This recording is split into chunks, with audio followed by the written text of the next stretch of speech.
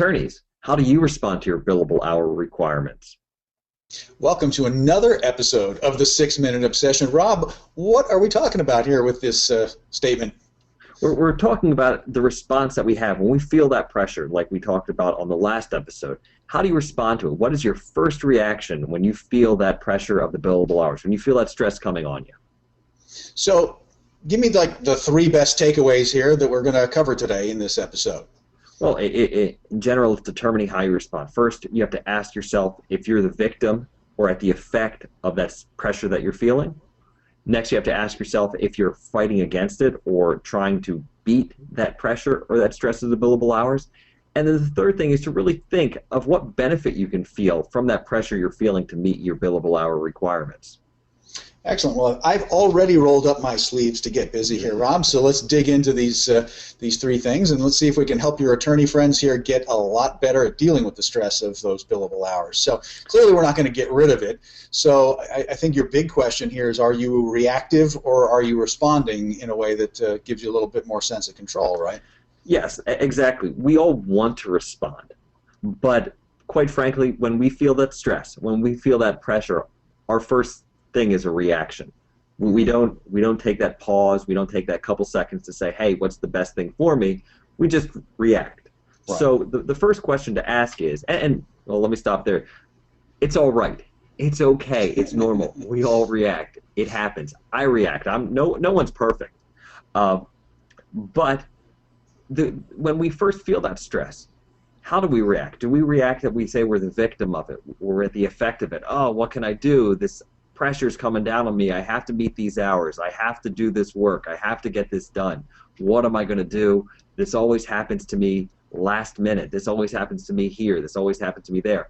That's being at the effect of your life. And quite frankly, that's not productive at all. Right.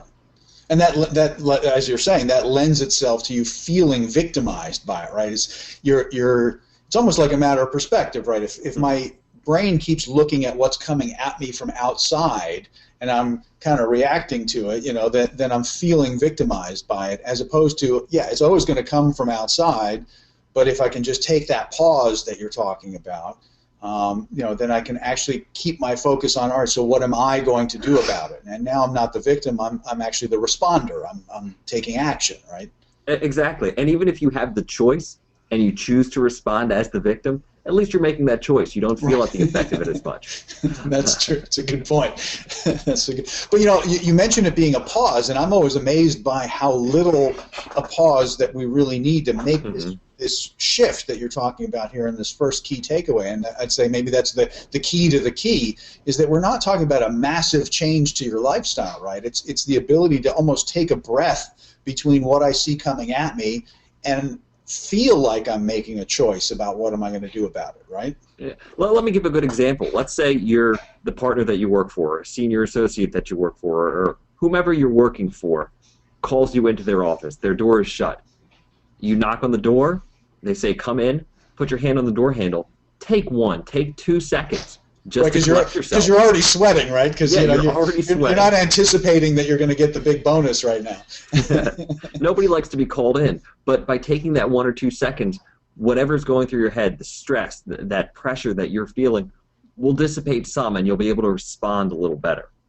The next thing is you have to ask yourself whether you're fighting against the pressure by saying, I'm going to beat you, I'm going to win, I'm going to get all this done, and I'm going to do a great job at it. While that is better than being at the effect of the pressure, in the end, in the long run, you're going to run out of steam. As we talked about before, the adrenaline, the cortisol, it starts to eat away at you. You feel you're going to get sick. You're going to get the flu because you're just putting so much stress on yourself. Right. And so my analogy for that second bullet point here that you're talking about is that you got to remember it's a marathon, not a sprint, right? Because if you're going in sprinter mode, you're going to not make it to the end of the race. Exactly. It's another reaction that you're having. It's just another type of reaction. It's not a response. It's you're gonna fall short. You're gonna fall short. Right. Because I think part of it is if you fall into that that reaction, you're dealing with only one chunk of this thing at a time without realizing that, no, actually, there is no end to this. I mean, so you're not going to win the fight against the flow of the stress, because it's just going to be one thing after the next, right? So you've got to pace yourself and understand that you're in it for the long haul to manage this thing effectively. I can remember one time I was dealing with a case, and it was a stressful case, and I made the comment, law makes my brain hurt. And really, if I look at it now, and I think that was a terrible way to respond. That was a terrible way to react to the situation. May have been a true statement, though. It was a true statement, but how did it help me forward what I was doing? How did it help me deal with the case so I could best help my client, so I could bill those hours? Instead, my headache got worse, and I was extremely tired. Freeing up some of that energy, freeing up some of that negative energy that you have will allow more time for good energy, to be more energized to get the work done, to feel those possibilities, to take those blinders off, to figure out solutions, to figure out new angles for the case. By sitting there and feeling that pressure, it's just going to keep coming at you. Right, absolutely. And again, we've talked about the fact that you really want to pay attention to your body and to the physicality of the stress, because that's part of how you're going to know, am I starting to get the symptoms? Like you said, the law is making my head hurt or my brain hurt. I mean, that's a really important thing to pay attention to, and it gives you a clue about whether, okay, wait a minute, I am way too reactive here. My body is acting as if I'm in this life-threatening situation, as opposed to, okay, I'm just kind of taking it as it comes. I'm pacing myself. I'm dealing with the stress. You shouldn't have that chronic headache, right? I mean, right. So the question is, how do you respond and not react? And the best first tip for that is really looking for benefits in that pressure. Right. And what are some of the benefits? Well, you have a structure. You know what you need to do. You know you need to get this work done in this month, or X number of work, or you need to go find new work to get that work done so you're meeting your hours. It's about, where's that benefit? And a lot of the times, as I said, there's that reactive energy, that fighting against the pressure. Well, it helps you get stuff done, and for a short term, it's not a bad thing. So finding that benefit there, finding that structure, finding whatever that benefit is for you. It could be something outside of what I'm thinking about right now, but that's up to, as I would say, that's up to my clients. That's up to who they are and how they see what the possibilities are in front of them to determine what's the best way to deal with that pressure. Right, so you're helping me put literally a positive frame of reference on what I'm dealing with, so I'm not just acting as if it's my enemy that's out to get me all the time, because then I'm going to be in that fight-flight mode all the time. Right, yeah, and moving just a little bit, shifting yourself just a little bit to find one little benefit and to take a step towards reaching that benefit already frees up that energy, already frees up that feeling of fighting against something all the time, already frees up that energy of reacting to everything that comes along. Because it's like dominoes falling. When you react to something, when reacting is all you know, you're going to react to everything. And it's not going to just happen at work. It's going to happen at home. It's going to happen with your friends. And after a while, people are going to become tired of that. It's not a way to lead your life.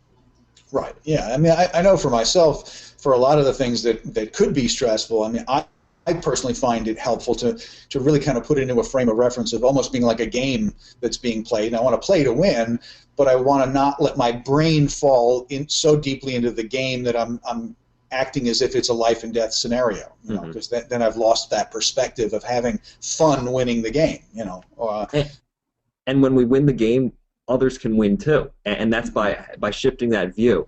We can find ways that not only we win, but others win. So we can all win, or nobody plays the game, or there is no losing. We always win.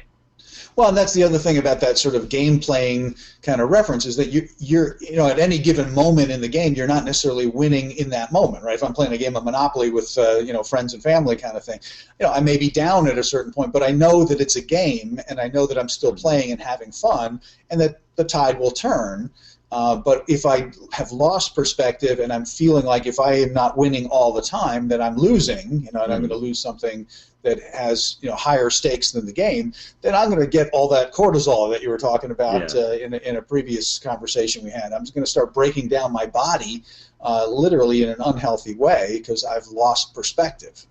And that's what I think the main view of these bullet points are is finding if you're the effect or the victim of the pressure, or finding if you're fighting against the pressure, is determining what your perspective is, determining how you view it. Because once you know where you're at, the only room to go is up. The only space to go is up. So by determining what that perspective is, you can keep moving forward and really find that benefit that you're looking for. Absolutely. So to kind of recap a little bit here, so we've been talking about how to either respond or react to the pressure, and we clearly want to move in the direction of responding and not reacting. So step one is asking yourself, are you the victim? Are you the victim who is being receiving this pressure from outside? Are you fighting against that pressure, or are you just kind of finding a balance and working with it?